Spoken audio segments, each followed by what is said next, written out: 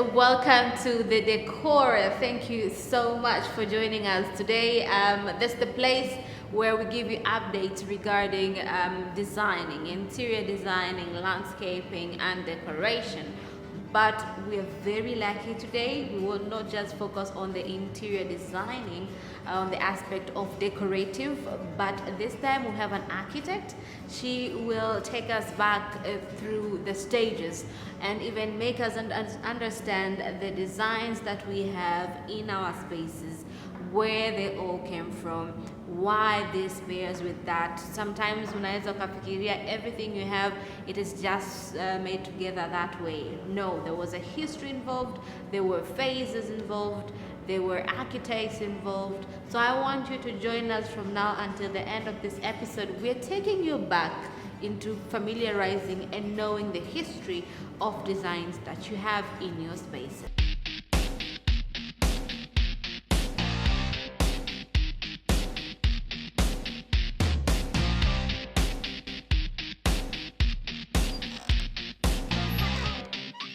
So we have an architect, as what I said earlier on, and she will introduce herself with her full name. So welcome to the program. Hello, hi, how are you? I'm great. An architect, tell us about it.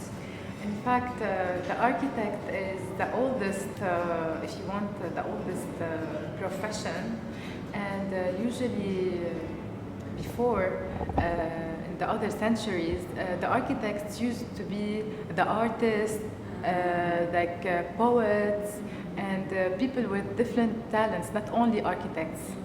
Yeah, so today hopefully we'll be able to talk about everything briefly. Yeah, bring meaning to everything that we have in our spaces, and I really want you to help us with these things, because sometimes we end up confusing designs. There's this design which we know which is the foundation of all the designs, and that is the classic designs.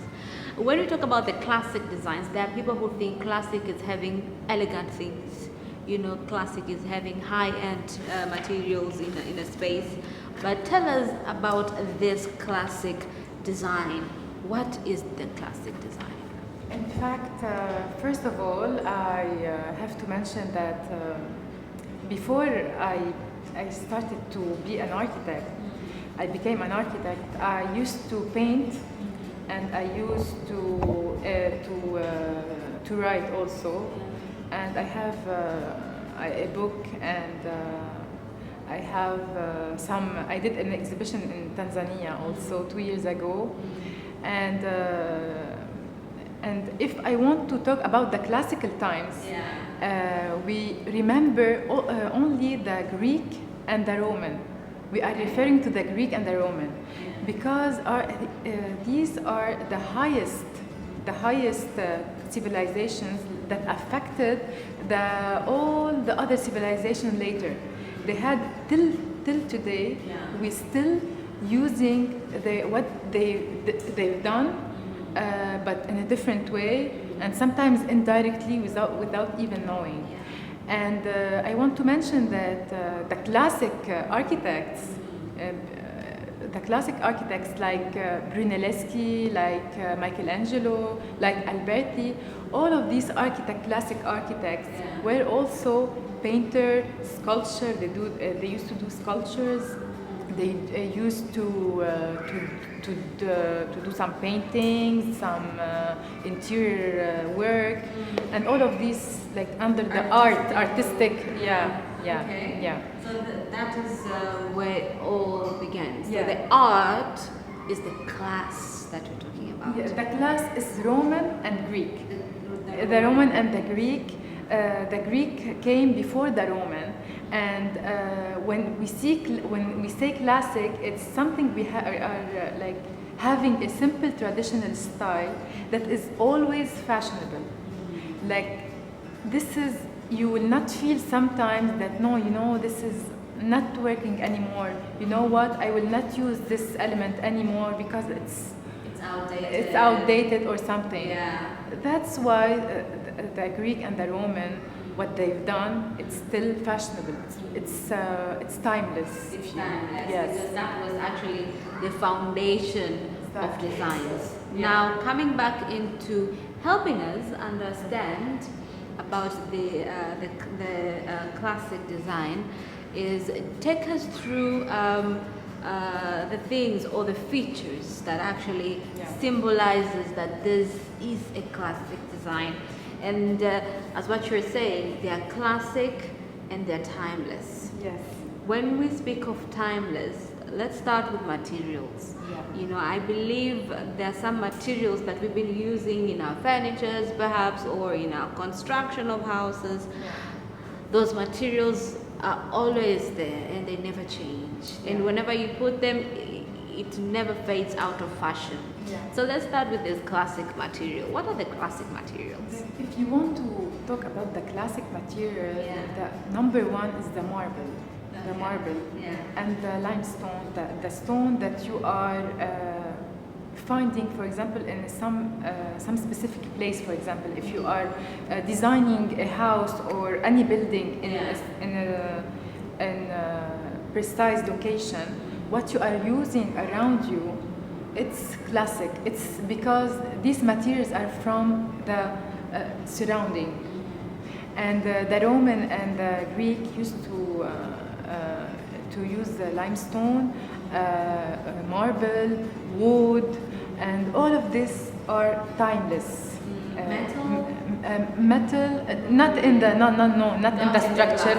We will say later in which movement. Okay. We have to say that history of art and architecture was developed through different movements in time. Yeah. Yes. So with the classic, the materials were marble, limestone, wood. Those are the famous materials that were used. Yes, but I have and granite. Sorry, and granite also. These are today they are considered luxurious, like the granite is something expensive. It's not, and even the marble. So, but if we want to talk about something else other than the material, what is classical is also the elements that we use, the design that we are still using till today. For example, if you look around you, you might put some elements like columns. You know, with this at the bottom and at the bottom and at the top, you see some kind of decoration. These were created by the Roman, and these are divided into categories. We have the Tuscan, the Ionic, the Doric, the Corinthian, and the composite. So you will not know that you are using like classical designs. And otherwise, we have even the pediment, the triangle that you sometimes use it at the entrance or on the rooftop or something for like some decoration. And finally, I have to talk about the symmetry and proportions. When you see symmetry, like symmetrical, like on both sides they are the same, and proportions, like perfect proportion, these are classical. These return to the Greek and the Roman. Okay. Because they were very famous with the proportion and the symmetry. So that's it for the moment. If we want to talk about some classical elements and classical materials.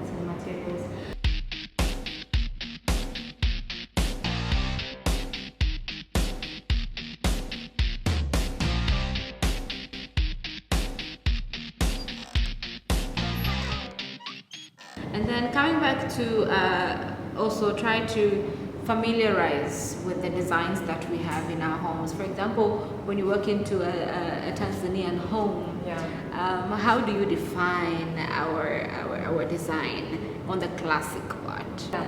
You know that the Tanzanian or the Swahili house was exposed to a lot of cultures, a lot of civilizations. So it took some elements that are the best to work with the surrounding, to adapt with the weather, to adapt with his habits, with his traditions and everything. But if we want to talk about a very important element of the Swahili house, it's the veranda, or you call it the baraza. And you know, in these houses, they separate the men from the female, right? So the baraza, it's for the men to chill and for having a nice upepo, haliyaha wanzuri. Yeah. This veranda or this baraza, usually it was used at the front of the house because they usually have on the ground floor. They used to have also some shops. And it covers, it provides a shelter during if you have a lot of sun. If you have a lot of Swahili house next to each other and you have a covered shelter, you will have some shades, so people will able to walk and to be more active on the streets during the day. Okay. Yeah, so this is the very traditional Swahili house. Swahili house. Okay. Yeah. That is a feature that you can find it in most of our houses. Yeah. Now, because we're talking about going back to understand how these designs came to life, how these things were brought and where we are right now. Now, before, as we started, we were talking about the classic design, and we know that through classic is the beginning and the foundation of all the designs. Yeah. Now, from classic, what was the next movement that transformed the looks of the houses and even add value to designs? In fact, I want to be very brief about it because it's very rich history, And after the classic, you had the Dark Ages. The Dark Ages, it was the worst part of art. All what the Roman and the Greek did nicely, it disappeared. In Europe, they have a lot of tribes and they had a lot of fights, and we rarely find some artwork from that period. We only see them on pieces of jewelry or on some weapons, like a knife or something like that. Something that they use a lot. You will not find, like in the classic time, a beautiful sculpture with a beautiful painting, like in Pompeii. In the houses, in the villas, in the Roman period, they used to have very beautiful paintings, about the landscape, as if you are sitting outside. They used to try to do right proportions, but back to that time, they didn't used to know how to do it properly. After the Dark Ages, the Renaissance, it's mean the rebirth. Yeah. They took everything from the classic period and they make it even better. In the classic period, they were trying to do sort of proportions of symmetry, but in the Renaissance, they used to perfect the perfect silhouette of human body, the perfect cityscape. If they want to draw a building, they will draw it very professionally with a very mathematical method. Like Alberti and Brunelleschi, they are the two who created the perspective. Perspective, it means that you are looking at something from point of view and you can draw it in the perfect proportions. When you are far, it will become smaller. When you are next to it, it will become bigger. So they invented the right way of drawing these things. So the Renaissance, it was the perfect era of the perfect, everything, details. And after that, I want also to be very brief. We have the modern, it was the way to the modernism. Different movements. We had the Mannerism, we have the Rococo, we have a lot of movements. But these movements started to, the people want to reflect, the art, it reflects the social life, the invention, the technology, the life in the cities, how we are developing with time, Yeah. So people started, we don't want to do everything perfect with the perfect posture, and that's why you start to see like twisted, like you will see like a body but in a very like weird posture, not in a perfect posture, you know. Okay. And you will see more the use of more bright colors. People start, you know, we will use different kind of brushes, you know, with Impressionism and Surrealism and all of these movements that came to history. They don't want, خلاص, they mastered the perfect image.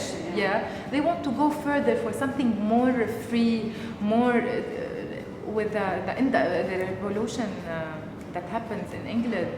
Everything become more easy. You have a lot of machines, so things are not taking time like before for handmade and everything. Now things are done in machines. Yeah. Okay, so the eras kept on changing. Yes, exactly. Today, when we talk about modern design, some of us will think it is all about having the new things. You know, having new things, trendy things. That is the confusion. People think modern design is the trendy design. So tell us the reality of modern design. What was the modern design all about, and what impact did it bring into the architecture designs and even interiors? Yes. Some movements that were considered as modern faded away. We like use it very rarely because they were like trendy and they are finished.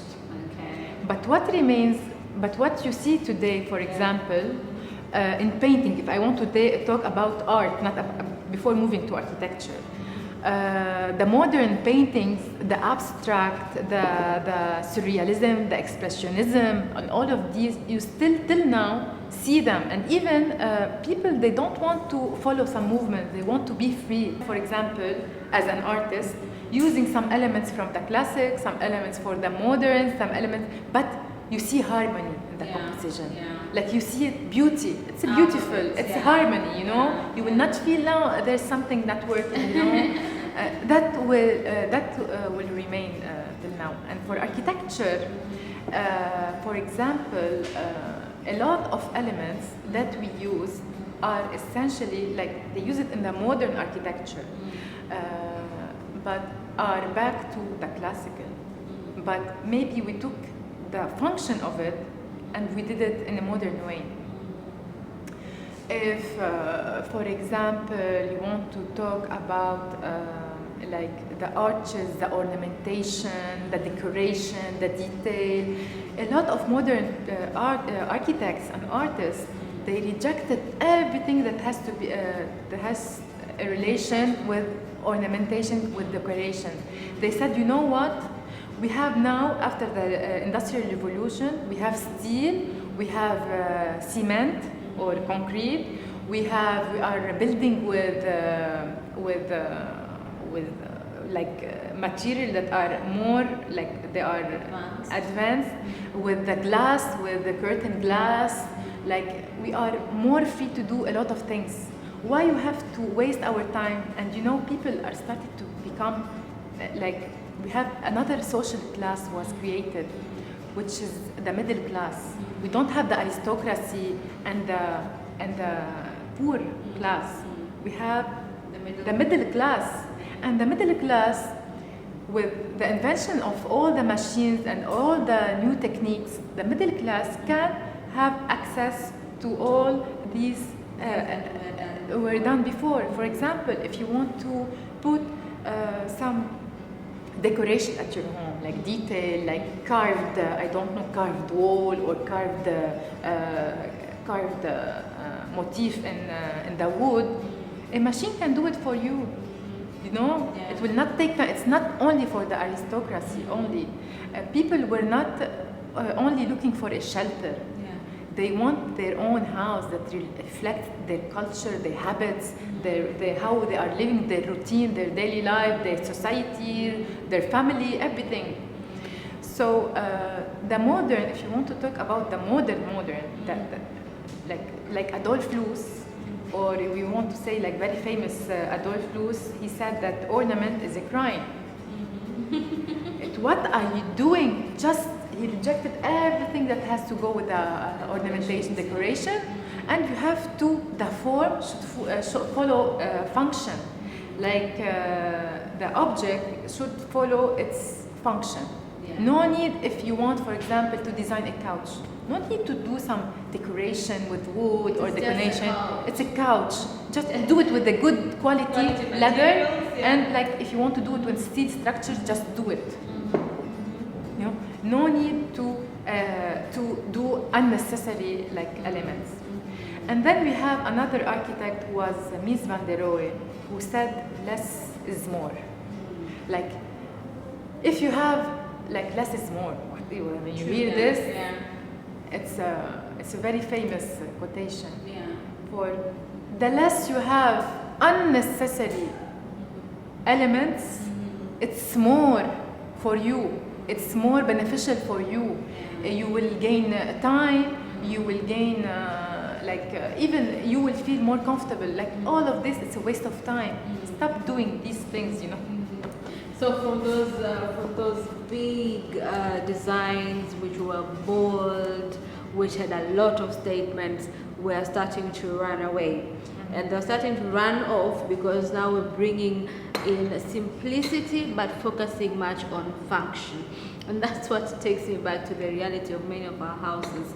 Now we're bringing in simplicity and minimalism, function. And that is taking us to another movement, which is the minimalism. Or if you want to say the modern. The modern. And I want to mention that with the modern, if you want to say modern, it's simple. The first thing come to your mind, it's rectilinear form. Like no need for arches, no need for like organic unnecessary shapes. Yeah. Why you want to do this curve if it's not necessary? Yeah. If it doesn't have a job or a function, just don't do it. So, but some elements, for example, they used to be functional and for decoration at the same time. Yeah. They use it in the modern time in a different way. Like we said in the beginning about the porch or the portico. The portico was created, was used like a lot excessively with the ancient, the classic time. They used to put the pediment with some sculptures inside on the entrance. It's an extension of the entrance to protect from the rain or from the sun or from the wind or anything. In the modern time, it has a function. But why you want to put this triangular or the pediment on top and with these sculptures and what's the function? Just put a flat roof with columns, and the columns like before they used to have some like order. We said the Corinthian, the Doric, the Ionic. They are just simple, and they used to do them with stone at the modern time. Yes. The stone, because like marble. You will see them because it was rigid and luxurious also, and it will last with time. So later, a lot of people were shocked with the modernism. Like, what's happening? You know, you have all these simple. I don't know why like that. That's when we start to talk about the Art Nouveau movement that used the modern, like the modern innovation, the modern material, like the steel structure and the glass, and they did it in a very nice way, very carved. Like you will see really in Europe a lot of nice building at Art Nouveau. They are modern because they are not following any culture. And they are like very organic, like the nature, you know. You will see like the steel, they did it like, you will see it like a tree or a leaf like growing on the column, for example. You will see this, like, they did a challenge with the material. They challenged the material to take it somewhere else, yeah.